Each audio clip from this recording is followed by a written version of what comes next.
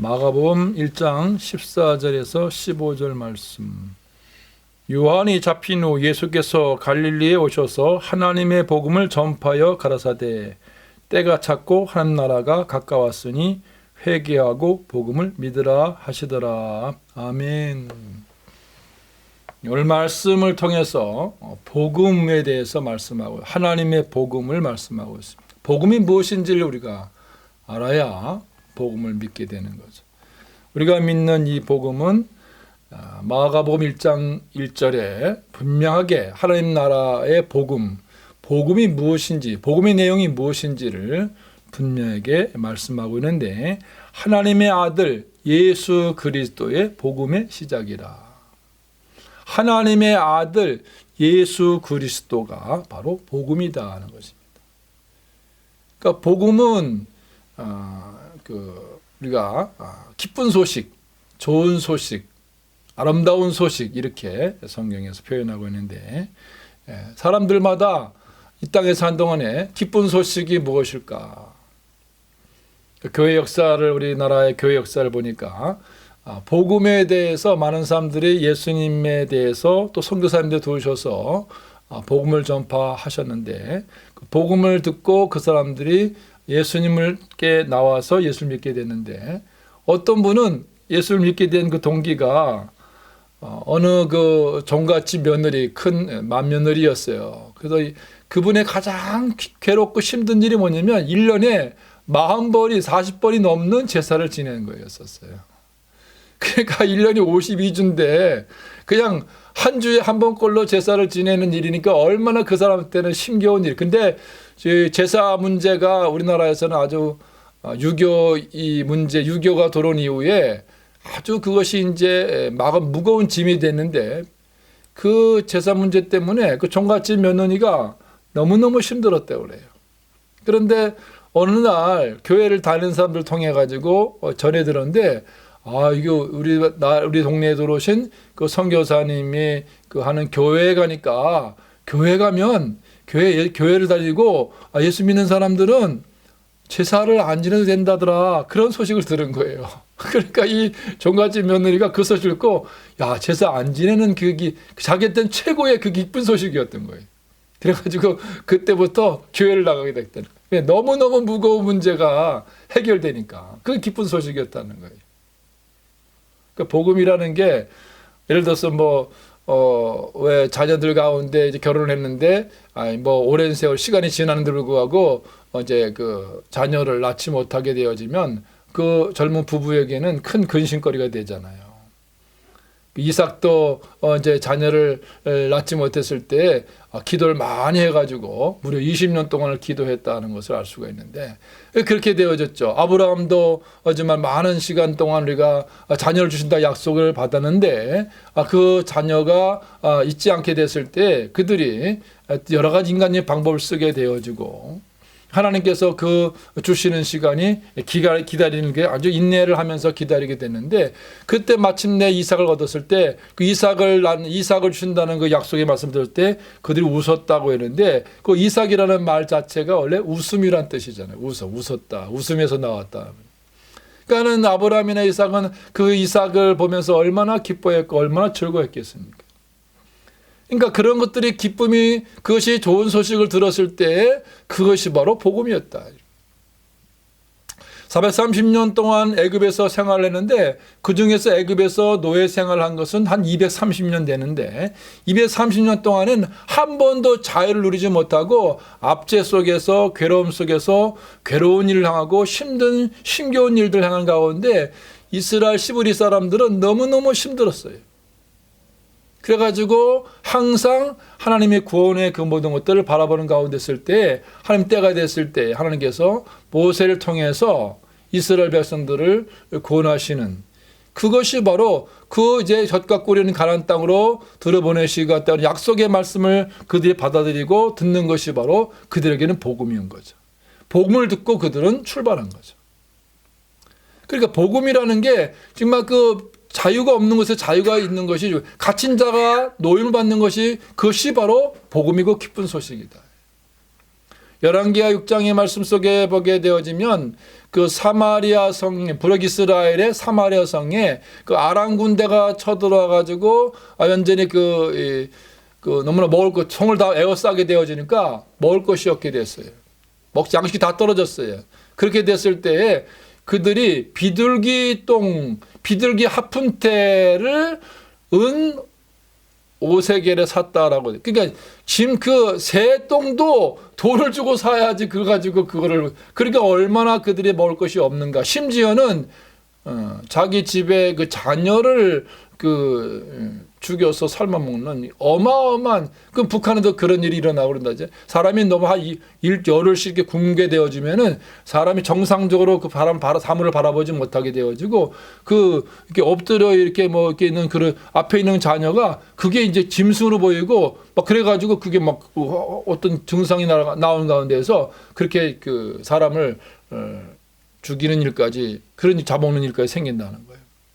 그런 상황 속에 있을 때에 그 사마리아 성 그 바깥에 있는 그 문둥 한센한 자들 4사람이 이거 우리 이렇게 굶어 죽게 생겼으니까 차라리 아람 군대 가가지고 항복을 하면은 우리가 거기서 죽이면 죽고 살면 우리가 거기서 뭐라도 얻어먹지 않겠느냐 해가지고 아람군 진대에 딱 가보니까 아람 군대 진에 군대들이 한 사람도 없는 거야.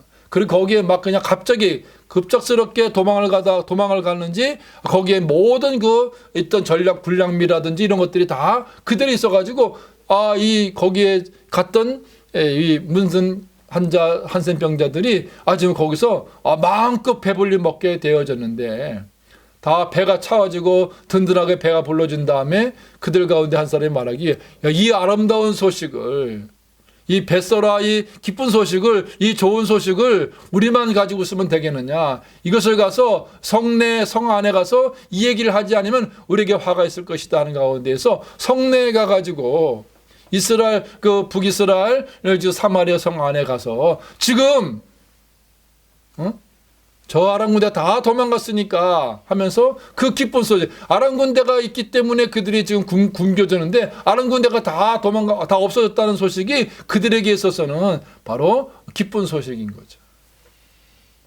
그러니까 기쁜 소식이라는 거는 이 복음이라고 하는 것이 원래 또 이 신약 시대에 와가지고 이 복음이라는 이 말의 뜻이 유앙겔로라는 이 뜻이 원래 어떻으면은 황제들이 정말 즉위하거나 또 황제를 즉위하거나 또 황제의 무슨 자녀가 낳거나 이랬을 때 그걸 기쁜 소식이라고 했다는 거예요.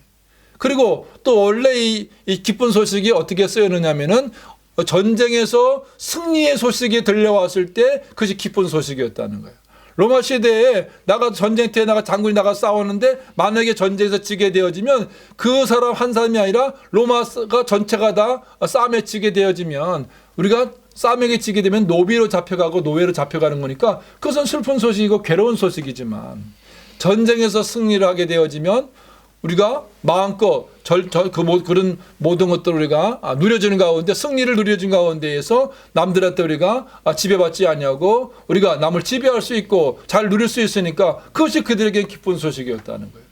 그러니까 전쟁에서 이길 때마다 그들은 소식을 듣는 그것이 기쁜 소식이었고 복음이었다는 거죠. 그런데 그것을 성령께서 성령을 이 말씀을 기록하는 이 기자 성령을 기록하는 이 기자 마태, 마가, 누가, 요한이 쓴 것이 바로 예수님에 관한 복음인데 이 성경에서 말씀하시는 복음은 여러 가지 복음이 아니고 오직 하나의 복음만 있는 거예요. 로마 장군이 나가 싸울 때마다 들려와주는 소식들이 그 여러 가지 소식들이 그것이 복수였다면 이 성경에 나오는 말씀은 마태에 의해서 기록된 예수 그리스도의 복음이고 마가에 의해서 전해진 복음 예수님의 복음이고 요한에 의해서 누가에 의해서 쓰여지고 전해진 복음 오직 예수 그리스도의 복음만 있는 것이죠. 그러니까는 로마서 16장에 보게 되면은 사도 바울도 나의 복음이란 말을 쓰고 있는데 그때 나의 복음이란 말을 그 원문에 보게 되어지면 나의 그 복음, 예수님의 복음을 말하고 있는 거죠. 그러니까 우리는 예수님의 복음 그것만이 우리에게 최고의 유일한 기쁨의 소식이 되어지는데 그럼 왜 예수님의 그 복음이 유일한 소식이고 최고의 소식인가? 그것은 인간에게 있어서 가장 근본적인 문제가 무엇일까요? 내일 걱정하고 먹을 것을 걱정하고 어떻게 살까, 무엇을 먹을까, 무엇을 입을까 차원의 문제보다 더 근본적인 문제가 뭐예요? 그것이 바로 죽음의 문제다 말이에요. 죽는 거를 세상 사람들은 이 죽음의 문제가 와지게 되어지면은 무서워하고 두려워하는 거죠. 잘 음식을 먹다가도 당신 오늘 밤에 죽을 거야 라고 그 말, 에이 그런 말 하지 마 라고 농담이야 라도 그런 말 하지 마 라고 하지만 그 말을 들었을 때는 밥맛이 뚝 떨어지는 가운데 그다음부터 밤에 잠 못 자는 거예요. 왜? 죽는다는 말 때문에 못 자는 거예요. 그만큼 죽음이라는 것은 사람들에게 은연중에 아무리 모든 것을 다 성취했다 할지라도 죽음이 앞에 왔을 때는 모든 것을 다 내려놓고 죽음 앞에 우리가 그 죽음을 준비할 수밖에 없는 거예요. 그런데 죽음이 왜 왔다고 성경에 기록되어 있습니까? 하나님께서 말씀하시기를 죄로부터 왔다고. 죄의 결과, 죄의 삭시 사망이고 죽음이다 말이에요. 근데 이 죽음이 단순하게 육신의 호흡이 끊어지는 육신의 죽음, 이 육신의 죽음만이 이것이 그건 누구나가 다 와지는 문제인데 이걸로 끝난다면은 두려울 것도 없고 무서울 것도 없고 염려할 것도 없는 거죠. 왜? 한 번은 왔다 한 번은 가는 것이 정한이 치니까. 그런데 성경에서 시브리서 9장 27절에서 분명히 말씀하시기를 한 번 죽어서 정하신 것이요 그 후에는 심판이 있기 때문에 즉 죄에 대해서 죄값을 치러가지고 하나님과의 관계가 죽어지는 하나님 관계가 단절되는 그 죽음, 영적인 죽음이 진정 무서운 죽음이다 말이에요. 하나님 관계가 끊어진 사람은 하나님의 영광에 참여하지 못하고 하나님의 그 영원한 생명에 들어가지 못하게 되어지고 하나님과 영원히 분리된 가운데에서 세세토록 고통받아지는 그 죄의 삭스의 고통이 죄의 삭스의 사망이기 때문에 그 고통을 받아지는데 그럼 죄 문제를 이 죄를 안 지는 사람은 없잖아요. 다 죄 아래 우리가 아담이 다 죄를 짓고 살잖아요. 그러면 우리가 어떻게 이 죄 문제를 우리가 해결할 수 있느냐? 성경에서 죄를 해결할 수 있는 방법을 우리에게 말씀하고 있는데 두 가지를 말씀하는 거예요. 한 가지는 뭐냐면 예수님을 믿음을 통해 가지고 죄 문제가 해결된다는 것을 가르쳐 주고 있어요. 우리가 죄인이기 때문에 우리가 인간 스스로 죄 문제를 해결할 수가 없기 때문에 이 죄를 해결할 수 있는 것은 예수 그리스도를 통해서 내 죄를 대신해서 십자가에 죽으시고 또 죄의 권세를 깨뜨려 부활하신 사망의 권세, 어둠의 권세를 흑암의 권세를 깨뜨리고 죽음의 권세를 깨뜨리신 예수님을 믿음을 통해서 그것이 우리에게 복음이 되어지고 그럴 때 믿음을 통해 가지고 우리가 영생이 되어지고 구원이 이르게 되어지고 하나님 나라에 우리가 들어가는 복을 받아지는 것이 죄 문제 해결 방법은 예수 그리스도가 예수님이 생명이고 길이고 진리이고 구원의 길이라는 것을 분명히 믿는 사람들은 죄 문제가 해결될 수 있는 거죠. 그런데 예수를 믿지 않고 끝까지 예수를 거부하고 복음을 거부하는 사람들은 어떻게 죄 문제가 해결되느냐? 그 사람들은 죽어서 영원토록 그 죄값을 치르기 지옥에 들어가 지옥불에 들어가서 영원토록 그 죄값을 치르는 그것이 죄가 해결되는 거예요. 죄 문제 해결돼. 그러니까 그렇게 두 가지 방법밖에 없는 거예요. 주님 안에서 해결받느냐 아니면 주님 바깥에서 끝까지 주님의 복음을 거부하고 말씀을 거부하고 자기 방법대로 살다가 자기 생각대로 살다가 결국은 하나님과 영원히 분리된 가운데서 세세토록 고통 가운데 들어가느냐 두 가지 방법밖에 없는 거예요. 그렇게 하나님 우리에게 오셔서 주님이 이 땅에 오셔서 하시는 말씀이 뭐예요? 하나님 복음을 전하시는데 때가 찼다. 그러면서 하늘나라 가까웠으니 하늘나라 가까웠다. 하나님의 통치, 지금까지는 죄와 사망과 죽음의 통치, 사단이 우리를 통해 죄를 짓게 하고 그 죄를 진 다음에 그 품삯으로서 우리에게 죽음을 가져오게 하고 그 죽음을 결과를 가져오게 하는 것이 죄를 짓게 하는 것이 바로 사단인데 그 죄 질 때 어떻게 죄 짓습니까? 죄는 욕심에서 온다 그랬거든요. 아담이 왜 죄를 졌습니까? 그거 따먹지 말라는 거, 따먹는 것이 뭐예요? 욕심에서 온 것이에요. 탐심에. 자기가 하나님의 말씀을 거역하고 내가 하나님의 위치에 올라가라는 그 마음 자체가 교만한 마음이거든요. 그러니까 죄하고 교만은 같이 오는 거예요. 왜 많은 사람들이 무너집니까? 다 교만에서 온 거예요. 내가 하나님 앞에 피조물인 것을 깨닫고 내가 하나님 앞에서 내가 어떤 존재이고 어떤 건지를 나 자신을 바르게 알게 되어지면 한편 우리 자신은 고개를 숙게 되어지고 그 말씀에 우리는 순복하게 되어지지만 자기가 주인이라고 고집하고 그러니까 우리가 죄를 짓는 것은 뭐냐면 내가 신과 같은 위치에 올라가고 내가 하나님 같은 위치에 위로 올라가고 내가 주인이고 인생이 내 주인이 내가 주인이니까 내 마음대로 결정할 수 있는 거야. 내 계획대로 내 경험대로 내 재능을 따라서 내게 준 어떤 그 물질을 따라서 또는 지식을 따라서 내 마음대로 할 수 있는 거야. 내가 주인이니까 내 마음대로 할 수 있어라고 하는 그 자기가 주인이라고 생각하는 것이 바로 그것이 거듭나지 못한 사람들의 모습이다. 교회를 다닌다 하더라도 온전히 거듭나지 못한 사람들은 자기가 여전히 주인이 되어가지고 자기 인생은 자기 걸 생각하는 가운데 자기 방법으로 자기가 옳다는 대로 자기 소견을 따라서 살아가는 거란 말이에요. 그러나 하나님 앞에 우리가 온전하게 예수님을 복음을 받아들이고 예수님이 나의 주가 되심을 믿고 주는 그리스도 또 하나님의 아들을 온전히 고백하고 믿는 사람들은 더 이상은 내가 인생의 주인이 아닌 것을 깨닫게 되어지는 가운데 내게 주신 모든 것들은 내가 주인이 아니고 청지기로서 하나님의 영광을 나타내지고 한 나라를 위해서 쓰임받으라고 우리에게 주신 것이고 땅에다 보화를 쌓는 것이 아니고 하늘에 보화를 쌓는 삶을 살라고 영혼을 살리고 생명을 살리는 일에 그것이 쓰임받으라고 우리에게 주신 것이고 내신 지식도 내신 물질도 내신 건강도 내신 재능도 하나님 나라를 위해서 생명을 살리는 일을 위해서 복음을 전파하는 일에 사용되어지기 위해서 주신 것이라는 걸 깨닫게 되었을 때 우리는 어떻게 해요? 근검절약하게 되어지고 하나님을 위해서 선하게 그런데 그것을 기쁨으로 행한다며 슬픈 얼굴로 인상을 쓰면서 그렇게 가는 게 아니라 기쁜 마음으로 간단 말이에요. 그것이 최고의 행복이고 최고 하나님 기뻐하신 일이기 때문에 하나님 기뻐하신 나도 기뻐하는 것이 또 하나님 싫어하는 줄 내가 싫어하는 것이 그것이 주님과 동행하는 길이고 그것이 주님 뜻을 행하는 길이고 그것이 바로 복음에 합당한 열매를 맺는 것이죠. 복음에 합당한 생활을 해라. 복음에 합당한 삶을 살아라. 그것이 무엇입니까? 내가 주인이 아니고 예수님이 나의 주인이십니다라고 고백하는 것이 그것이 바로 회개에 합당한 열매를 맺는 것이고 그런 사람들이 복음에 합당한 삶을 사는 것이에요. 그러니까 복음에 합당한 삶을 사는 사람들은 주인이 바뀌었기 때문에 그다음부터 우리의 모든 목표가 예수님을 닮아가는 거예요. 하나님의 형상이신 예수님을 닮아가 온전하게 닮아 예수님께 자라가는 것이 그것이 예수님을 닮아가는 것이고 그것이 바로 성화의 과정을 가는 거룩해지는 거란 말이에요. 그러니까 예수님을 닮아가려면 예수님을 알아야 되잖아요. 예수님의 성품이 누구신지 하나님이 누구신지를 우리가 그렇게 성경은 이 성경 전체가 우리에게 뭘 말해요? 하나님이 누구신지 예수님 누구신지 성령이 누구신지 그 삼일째 하나님에 대해서 말씀하고 있는 거예요. 그 성경을 보면서도 예수님이 누구신지 하나님 누구신지 모른다면 그 사람은 예수님을 닮아갈 수도 없고 예수님을 따라갈 수도 없어요. 그러니까 예수님께서 제자들에게 가장 관심사가 뭐예요? 예수님을 3년 동안 데리고 다니시면서 교육하시고 본을 보이시고 말씀을 증거하시고 길 쫓아내시고 병을 고쳐주시는 가운데에서 예수님께서 뭐라고 정말 제자들에게 말씀하신 사람들이 나를 누구라 하더냐 그랬을 때 사람들이 예레미야 선지자 중에 하나입니다. 이런 식으로 말씀하십니다. 그럴 때 예수님께서 제자들에게 하시면 그럼 너희들은 나를 누구라 하느냐고 예수님 물어보시는 거죠.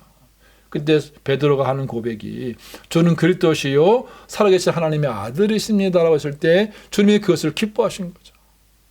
그 고백 위에 교회가 세워지는 것이고 그 반석 위에 예수님의 반석 위에 교회가 세워지는 것이고 우리는 다 예수님을 주로 고백하고 하나님의 아들로 고백하는 사람들은 요한복음 20장 31절 말씀 속에서 예수 그리스도가 하나님의 아들이시고 그리스도를 믿는 사람들은 생명을 얻고 영생을 얻고 그리고 그로 말미암아 생명 얻는 것이기 때문에 바로 영생, 구원, 하나님 나라 전부 다 같은 개념이다. 표현만 다른 것뿐이다 이 말이에요.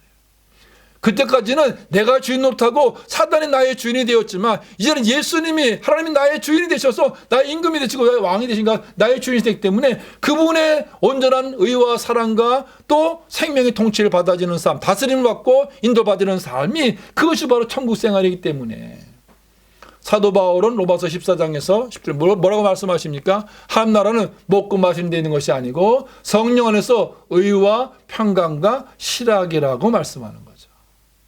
성령 안에 우리가 하나님 관계가 온전하게 바른 관계가 되어졌을 때 그 관계 하나님을 우리를 보호하시고 우리를 양육하시고 우리를 인도하여 주시고 아가새부터 지켜주시는 가운데 우리는 그 하나님을 의지하고 그 하나님 말씀에 순종하는 삶을 살 때 그 하나님 관계가 바르게 되어졌을 때 그를 의롭다라고 말하는 거죠. 그 관계가 깨졌을 때 그를 불의한 관계로 그러니까 이 구약이나 신약의 말씀 가운데 왜 이스라엘 백성들이 불의하다 그들 언약을 파기했다고 말씀하냐 하나님과의 관계가 깨졌기 때문에 말씀을 어겼기 때문에 반역했기 때문에 그들에게 너희들은 불의하다라고 말씀하는 그 인생들은 불의한 거죠. 그런데 불의함을 두고 의로우신 하나님께서 어떻게 해요? 언약의 신실하신 하나님께서 우리에게 찾아오셔서 우리를 만나주시고 우리를 끝까지 택한 백성들을 구원하여 주셔서 이 땅에서 구별된 삶을 살게 하고 의의 길, 생명의 길, 거룩한 길을 가게 하신 다음에 마침내 믿음의 선을 싸우고 죄와 싸우고 악한 영과 싸워서 최후의 승리를 거두게 하셔서 하나님 영광에 참여시키고자 하나님의 그 신실하심을 따라서 오늘도 우리는 은혜를 입혀 그것을 우리가 하나님의 인자하심이란 말은 뭐냐면 하나님의 언약에 신실하시다 성실하시다는 뜻이에요. 우리는 들쭉날쭉하지만 하나님은 변함이 없으시단 말이에요. 하나님 한 번 말씀하신 것은 그러니까 하늘에 있는 뭐 해나 달과 별들이 그 궤도를 벗어나지 않는 것처럼 하나님 말씀하시고 그 궤도에 빛이 있으라면 그 빛이 영원토록 그 하나님 말씀을 따라서 그 빛의 사명을 감당하는 것처럼. 근데 우리는 어떻게 해요? 하나님 말씀 들을 때 은혜가 있고 또 말씀 우리가 사모할 때는 열심을 잘 따르고 순종하는데 저 은혜가 떨어지고 또 내 욕심이 생기고 세상에 대한 관심이 많아지고 세상을 더 눈이 더 커지고 세상적으로 또 관심을 많아지게 되어지면 말씀에서 떠나게 되어지면 어떻게 돼요? 미혹을 받아주는 가운데에서 하나님 말씀을 우리가 그것을 가감하게 되어지고 때로는 뭐 자기가 원하는 것만 듣고자 하고 원치 않는 것을 듣지 않고 하나님 말씀은 내가 원하는 것도 있지만 내가 원치 않는 길을 가야 될 때도 있는데 그거는 듣지 않고 내가 원하는 길 잘 된다 하고 형통하다 하고 복 받는다 그런 말씀에 귀를 기울이는데 하나님의 공의 말씀 거룩하란 말씀 의로란 말씀 형제를 내 몸같이 사랑하란 말씀 하나님을 사랑하되 목숨을 다하고 힘을 다하고 성분을 다할 줄을 사랑하라 이런 말씀들에 대해서는 적당하게 그걸 받아들이는 가운데 하나님 말씀을 가감한단 말입니다. 그러니까 복음을 정확하게 알지 못하면 예수님이 누구신지를 정확하게 알지 못하면 예수님을 위해서 어떻게 우리를 위해서 행하셨는지를 우리가 알지 못한다면 어떻게 우리가 예수님을 바르게 섬길 수 있겠습니까? 우리 스스로는 다 죄 아래 놓여가지고 하나님 영광에 들어갈 수 없다고 말씀하고 있는 거죠. 그런데 우리를 구원하기 위해서 우리를 하나님 나라 영광에 참여시키고 하나님의 통치 속에 우리를 살게 하기 위해서 예수님께서 어떻게 하나님의 삼위일체 하나님이신 그 하나님께서 동등하심을 구하고 자기를 비우시고 자기를 낮추시고 십자가에 죽기까지 하나님 뜻에 복종하시는 가운데에서 인생들에게 생명을 전하고 구원하시기 위해서 이 땅에 친히 오신 것이죠. 그것은 마치 이사야 40장의 말씀과 같이 궁창 위에는 하나님이 거하시지만은 이 땅 안에는 이 땅에 있는 거민들 인생들을 표현하시기를 메뚜기 떼와 같다라고 말씀하고 있는 거죠. 하나님의 관점에서 볼 때는 우리는 메뚜기 떼와 같이 아주 미미한 아주 하찮은 그런 인생인 것을 말씀하고 있는 거예요. 마치 우리가 개미는 1차원에 살고 우리는 3차원에 살고 있는데 내가 개미들이 지금 막 떼를 져가지고 저기 좀 불구덩이를 해가지고 계속해서 거기 불구덩이 앞에가 좀 불이 나가지고 불구덩이인데 이 개미들이 불구덩이 쪽으로 계속해서 그렇지 가고 있다고 그러면은 그 개미를 살릴 수 있는 방법이 무엇이겠어요? 개미를 못 가게 해야 되는데 개미들이 막 집단적으로 다 걸어가는 거예요. 그 못 가게 하려면 어떻게 되겠습니까? 개미가 개미한테 야 저기는 저 앞에는 지금 불이 있어 저기 가면 우리 다 죽어 라고 그거를 표현할 수 있는 의사를 전달할 수 있는 그런 개미가 개미한테만 전달할 수 있기 때문에 내가 사람이 저 개미를 살려면은 어디 막아주는 그 개미가 돼서 그 개미 앞에 야 저기 가면 안 된다 천재 서가지고 그걸 가로 막아주고 가면 안 된다라고 막아줘야 되는데 마치 그런 이치와 똑같은 거죠. 예수 우리를 살리시기 위해서 우리 하나님께서 말씀을 주시고 선지자를 보내줘도 말을 알아듣지 못하는 거예요. 깨닫지 못하는 거예요. 그러니까 어떻게 해요? 직접 하나님 되신 그분께서 우리를 구원하기 위해서 낮은 인생의 몸을 이 땅에 오셔 영광을 복량 보좌를 놔두시고 이 땅에 내려오셔가지고 우리가 똑같은 삶을 사시는 가운데 하나님의 뜻을 온전하고 율법의 모든 것들을 다 행하신 가운데에서 갈라디아 3장 13절 말씀 보니까는 하나님께서 예수님께서 이 땅에서 나무 십자가에 달려 죽으신 것, 달린 자마다 저주를 받았다는 그 신명기 21장의 말씀을 이루시는 가운데에서 우리를 대신해서 죄값을 치르시고 저주를 받으신 바 됐다. 우리를 살리시기 위한 것이다. 그러니 이제는 더 이상 죄 아래 놓이지 말고 다시는 죄를 범하지 말고 우리를 살리신 그 예수님을 위하여 살아라고 우리에게 말씀. 왜? 그분이 우리의 주인이시기 때문에. 그러니까 우리가 이때부터 복음에 합당한 삶을 살려면은 어떤 삶을 살아야 되냐면은 이제는 충성된 삶을 살아야 돼요. 예수님의 온유와 겸손을 본받아지는 가운데, 그 인내하실 본받는 가운데서 예수님의 성품을 닮아가는 가운데에서 예수님을 따라 우리가 십자가에 죽기까지 충성하는 삶을 살아가는 것이 바로 예수님을 믿는 생활이다. 근데 예수를 믿는다라고 우리는 고백하면서도 세상 사람들과 똑같은 가치를 가지고 기준을 가지고 우리가 살아간다면 그것은 우리가 스스로가 가짜 입을 말하는 거예요. 내가 열매를, 어떤 열매, 복음의 열매를 우리가 빛의 열매를, 의의 열매를, 성령 열매를 맺으면서 살아가는 것이 바로 그것이 참된 믿음의 삶이고 그 진정한 그리스도인의 모습이잖아요. 그러니까 이 세상에는 가짜가 있고 진짜가 있는데 항상 보니까 진짜와 가짜 중에 가짜가 더 많은 것 같아요. 정말 우리가 냉정하게 또 깊이 묵상하고 말씀 보게 되어지면 천국은 그렇게 쉽게 가는 것이 아니다 말이에요. 하나님의 뜻대로 사는 사람, 진정한 그 참된 그리스도인들은 언제나 소수인 것을 말씀 우리에게 기록해 주고 있어요. 인자가 올 때에도 로마 예수님께서 말씀하시기를 인자가 올 때는 롯의 때와 같다고 말씀하시고 또 노아의 때 같다고 말씀하고 계세요. 우리는 우리 자신을 정확하게 바라봐야 돼요. 나는 지금 믿음에 있는가? 항상 말씀에 고린도후서 13장 5절 말씀과 같이 믿음에 있는가? 자신을 시험해보고 확정해야 돼요.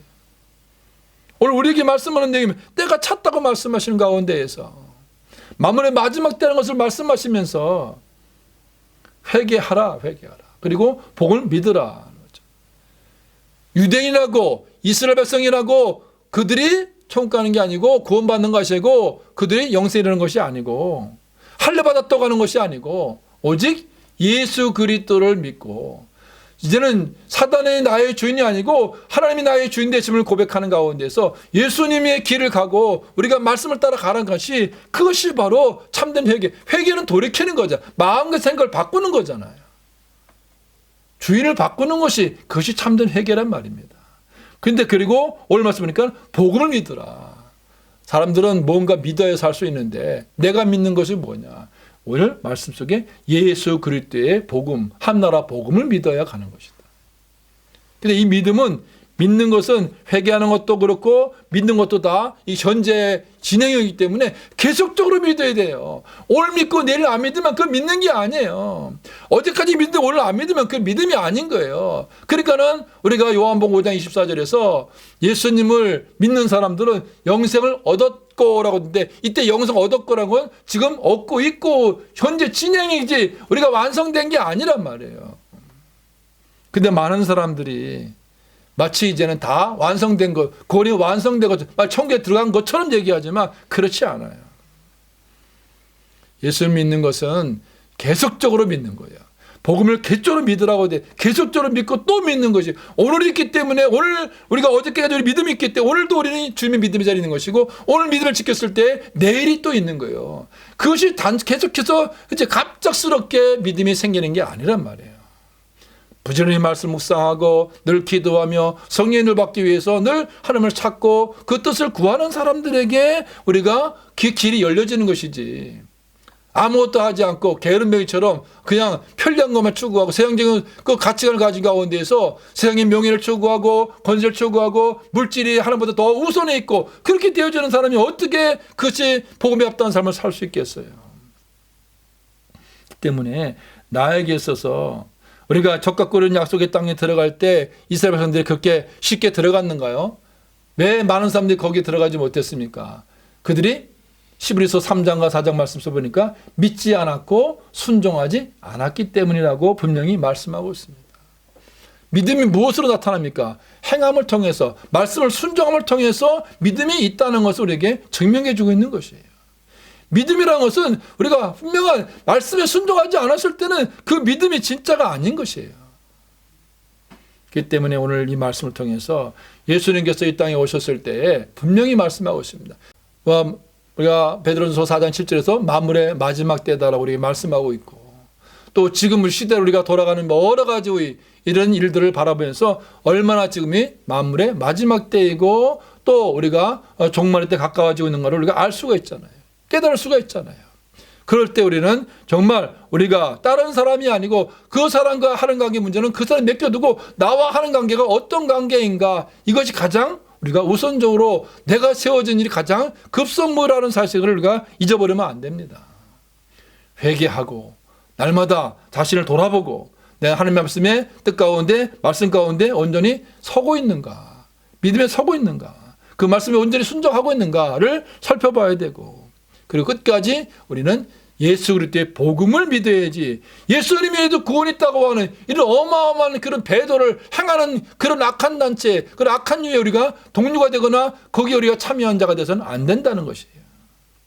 성경 어디를 봐도 다른 이름으로서는 구원을 자가 주지 않았다고 말씀에도 불구하고 예수님의 복음 위에는 복음이 아닌데, 그 생명살리는 게 아닌데, 진리가 아닌데도 불구하고 예수님 외에도 모두가 다 구원받는다라고 하는 그런 변질된 복음은 갈라디아 1장 말씀과 같이 저주를 받는다고 말씀하고 있어요. 우리는 다시 한번 예수님의 복음에 합당한 삶을 내 삶 가운데에서 오늘 내가 있는 자리에서 빛과 소금으로서 사명을 감당하며 그 주의 뜻을 이루고 마지막까지 끝까지 우리가 주의 영광에 참여하는 믿음의 발걸음이 있고 되기를 주의 이름으로 축원합니다. 기도